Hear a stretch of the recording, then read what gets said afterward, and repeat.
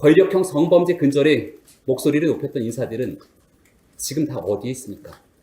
울산지검의 임은정 부장검사, 법무부 양성평등특별자문관으로 있는 성추행 미투 폭로에 나섰던 서지영 검사, 과거 성범죄는 걸리면 끝장이라던 추미애 법무부 장관님, 이정욱 여성가족부 장관님, 우리 대한민국의 여성가족부 장관님은 어디 있습니까?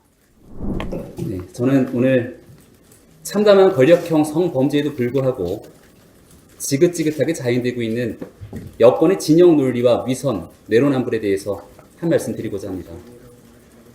박원순 전 시장의 장례를 서울특별시의 장으로 치를 때부터 더불어민주당이 나서서 님의 뜻을 기억하겠다는 현수막을 내걸 때부터 불안한 조짐이 있었습니다.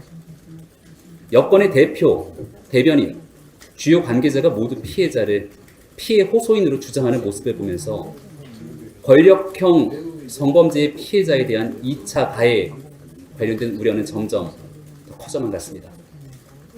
결국 입에 담기조차 힘든 피해자를 향한 조롱에 현직 검사까지 나섰습니다.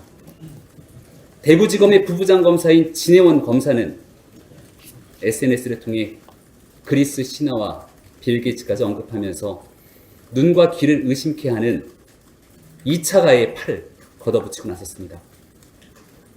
그동안 여성 인권, 성인지 감수성의 중요성을 주장하면서 권력형 성범죄 근절에 목소리를 높였던 인사들은 지금 다 어디에 있습니까?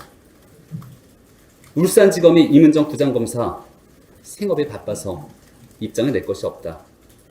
법무부 양성평등특별자문관으로 있는 성추행 미투 폭로에 나섰던 서지영 검사, 공황장애가 왔다고 SNS 중단을 선언했습니다.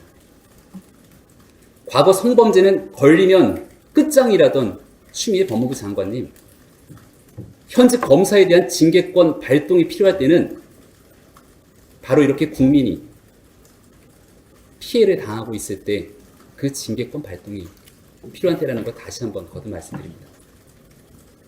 이정욱 여성가족부 장관님, 대한민국의 여성이 2차, 3차 피해를 당하고 있는 지금 이 순간 우리 대한민국의 여성가족부 장관님은 어디 있습니까?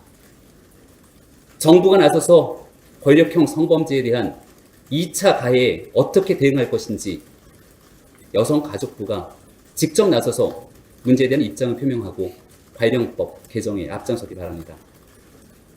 정치는 국민 앞에 한 약속을 책임지는 일이 매우 중요하다고 저는 생각합니다. 박원순 시장의 안타까운 사망 이후 내년도에 있는 보궐선거, 우리 앞에 피할 수 없는 현실이 됐습니다. 하지만 더불어민주당은 본인들 스스로가 만든 당원 당규 96조, 당 소속 선출직 공직자가 부정부패 사건 등 중대한 잘못으로 그 직위를 상실하여 보궐선거를 실시하게 된 경우 해당 선거구의 후보자를 추천하지 않게 되어 있다라고 하는 이 당원 당규에 대해서 벌써부터 다른 말을 내고 있습니다. 심지어 이 권력형 성범죄에 관련된 내용이 중대한 잘못이 아닌 것 아니냐, 황당한 이야기까지 나오고 있는 지점에 이르렀습니다. 우리 당의 박수영 의원이 법안을 하나 발의하겠다고 합니다. 바로 이런 중대한 잘못으로 보궐선거가 치러지게 될 경우 후보자를 추천하지 않는다는 민주당의 당원 당규를 법제화하자는 얘기죠. 문재인 대통령이 대표 시절에 추진했던 이 당원 당규 법제화하는 일에 대해서 민주당의 당원 당규에 있는 일임, 바로 정치에 책임을 지고자 하는 그 의지가 있다면 우리 당 박수영 의원이 추진하겠다고 하는 법안에 같이 동참해 줄 것을 촉구합니다. 하지만 국민에 대한 책임과 약속을 끝내 저버리고 보궐선거에 후보자를 추천하겠다는 마음이 그런 정치적 판단을 하고 있다면 서울시장과 부산시장의 보궐선거로 들어가게 되는 국민의 혈세가 약 400억 원 가까이 들어갈 거라고 합니다. 이런 문제를 제기한 정당에서 국민의 혈세를 부담하면서 선거를 치러야 되는 것은 아닌지 한번 되묻고 싶습니다. 정치의 수많은 문제를 지금은 맞고 그때는 다르다는 식의 내로남불로 진영 논리로 접근해서는 우리 사회가 직면하고 있는 이 문제를 한 걸음도 국민의 눈높이에 맞춰 해결할 수 없음을 다시 한번 말씀드립니다. 조국정 장관에서 보여줬던 내로남불과 위선의 정치가 권력형 성범죄의 문제까지 제발 이르지 않도록 정치 본연의 정신으로 돌아가기를 여건 인사드리 촉구합니다.